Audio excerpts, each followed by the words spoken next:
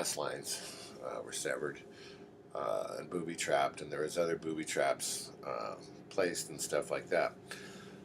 Anyway, the theory here is this, and is that there's this large group of people, okay, and what they do is that they seize people's houses in Pasadena, and the way they seize them is that there's poisoned wells there. They know they're poisoned and everything, and instead of running the well deeply into the ground, which you should, and taking measures like filtering the water and stuff like that, they're not. They're running it up to a shallow surface, and they're picking up all the TCEs and all the perchlorates and all the other goodies that are just like in there from JPL, dumping everything into the arroyo. Now they pump this stuff into the neighborhoods, knowing people are going to get sick. It was openly told to me that my water's poisoned, my water's poisoned, my water's poisoned by the head of the water department when I was arguing with her, and about having my water stuff put on. And then the Sammy told me how to take how the best thing to do was to take a bath, but put in like a bottle of isopropanol alcohol, and that would really work good, good for the muscles and everything, right? But it's poison, and it makes the thing driver. It drives it into you deeper. Now, they had, underneath the house, they had broken the pipe on purpose for the sewer drainage, and they had created an actual a vault for sewage to accumulate under the house and then slowly leach out through the electric power run that runs alongside the driveway and into the yard, which has got a layer of really old sewage on it. And under that there's compact clay that was placed there, and it's got little parts in it and stuff. And that was done to hold in all the chemicals that are buried in the back. And there's barrels and barrels underneath the ground. The house in the back, 2192 Corson Street, Pasadena, California, is sinking into the ground. There is no pad on that house, yet that house was not red tagged. That house was not yellow tagged. They keep that house active. More people are going to be moving in there. They did not rehook up the sewer line. I did. I had a temporary 2-inch hose to run the sewer line into the thing. The sewer line was cut and allowed to, on the P-trap in the middle of the yard, and allowed to escape gases into the yard. Now the reason why that is because it's a biomass.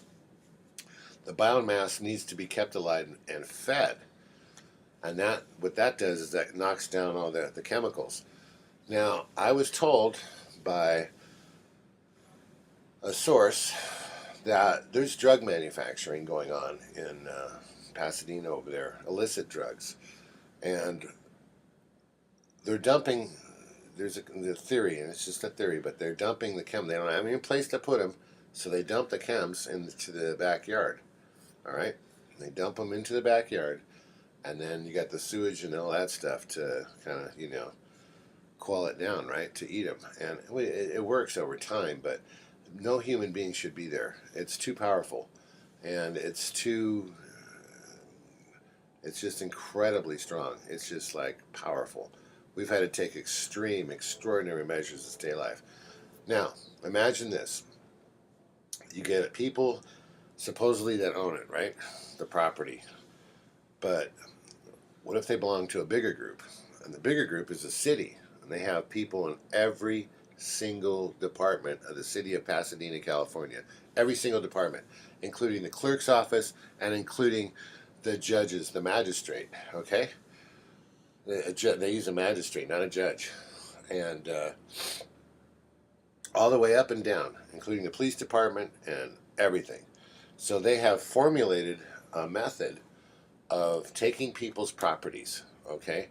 Taking people's properties, making them sick, and taking them. For instance, Pasadena controls the entire health department. Everything. Nothing is counted. Nothing goes outside. They have jurisdiction on everything. You can't get to the records. Yet people get sick there, and especially the elderly or the weak or whatever. They get sick. They go into a hospital, nursing home, and their property gets seized after a month or two, because that's legal. They can legally seize their homes unless their homes are in a trust or something. And then you have head of occupancy, head of inspections. You got code compliance. They all come down and swoop down and say, "Oh, this place is no good," right? We're condemning it, right? These properties are then sold for 10 grand, and I got like lots of evidence of that. And 10 grand a piece is the average. These properties are sold, and then what they do is they sell them and transfer them to a shell group. Okay, Sami Masri, Muhammad Kamura, Hassan Kamura, and Hussein Babaki. They sell them to these shell groups, and what they do is they take the thing and they put it in a trust, or they have it in their name. And but the real owners are the actual city people, and it's all in a group. Everyone throws into it, and they so basically what they're doing is you take a well, and you know that the water's poisoned, and you have a deep, it should be a deep well, but what they do is they rise the feed up to the top where all the poison is, because TCE, perchlorates, stuff like that, it's light. It just floats to the top.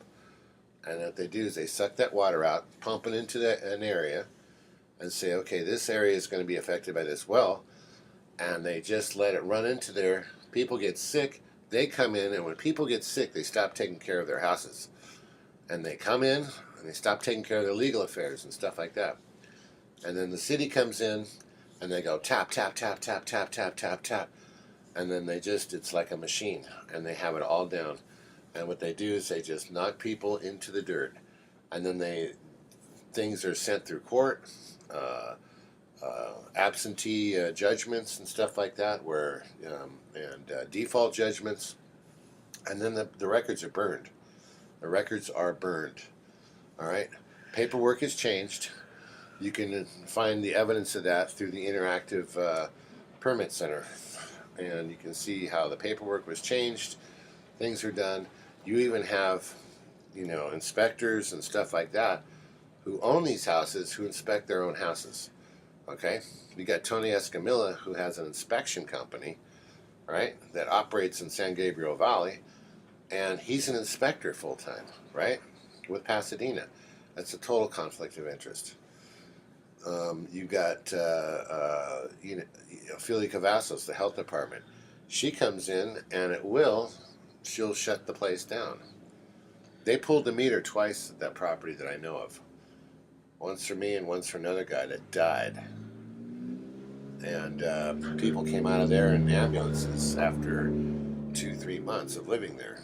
A month and a half sometimes. I found that out.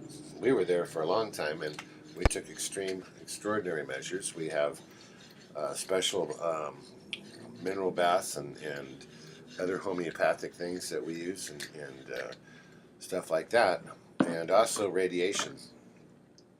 Now, this goes up so high that I had a federal EPA officer go there. He found radiation in the yard, but he farbed the meter. The meter went off, and there was 2 of them there, and there was another specialist, and the meter went off, and he messed with the dials in front of me. I'm not stupid. He sent me a letter and told me that he used 3 different types of machines. Well, he didn't use a flame analyzer. He brought one, but he didn't turn it on. That's because the methane gas and stuff, it would have shown up. And there's gas on the east side of the house that comes out of where the gas meter is, and there's we call it a water spout. It's in the front. Water never stops there. The water's been shut off, but it still leaks and what have you, and you can see that it goes straight into the water table. Now we got barrels and barrels of stuff underneath that ground, and they're coming out, and everybody who goes in the backyard gets high, dizzy, sick, like immediately. And what happened was I did a remediation on the sewage, and I had to fold it into the backyard. The city didn't come, the owners didn't come. I was forced to clean up 1,500 gallons plus of sewage, 2,000, whatever, a lot. And I've got the professional equipment. I've been in the remediation business and cleaning business for 20 years. Actually, more than that. And I was banned from touching any of my stuff for 3 months. So it would go and rot in the backyard and get ruined, which it did. We lost over $100,000, $150,000 in cash. We lost hundreds of thousands of dollars in goods and supplies. Hundreds and hundreds of thousands of dollars. And this was all okay by the city. All okay. And the reason it was all okay is because they own the house. And you will see through the words in the paperwork and the stuff they wrote me that these guys are all working in concert, all working in harmony, all together. It's a collusive group of criminals that are murderous criminals. Anyway, that's all for now.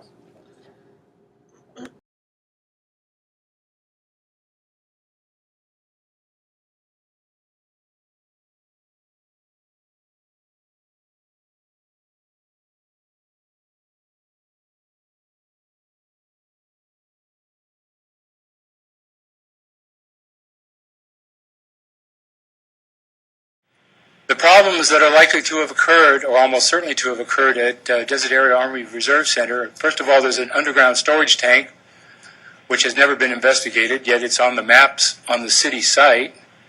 Other buildings on the site were a painting shop and an automobile maintenance facility and an automobile wash rack. In my experience on military facilities, every underground storage tank has leaked or had material spilled around it. Every paint shop has had hazardous materials released, principally trichloroethylene, which is a carcinogen, and paint thinners such as toluene and ethylbenzene. The fuel in the fuel tank would have been leaded gasoline, so there's probably tetraethyl lead in the soil and groundwater. And these things have not been addressed. Why is this a problem to the city? The Army is obliged to clean these things up through all of eternity. The problem that the city would face is if the city took this for a public use without cleaning up and someone became ill or got cancer, God forbid, they could sue, but they cannot sue the Department of Defense, but they can sue the city of Pasadena for negligence. The solution to this problem is quite simple. The hazardous materials group within the fire department needs merely to write a letter to either the Regional Water Quality Control Board or the Department of Toxic Substances Control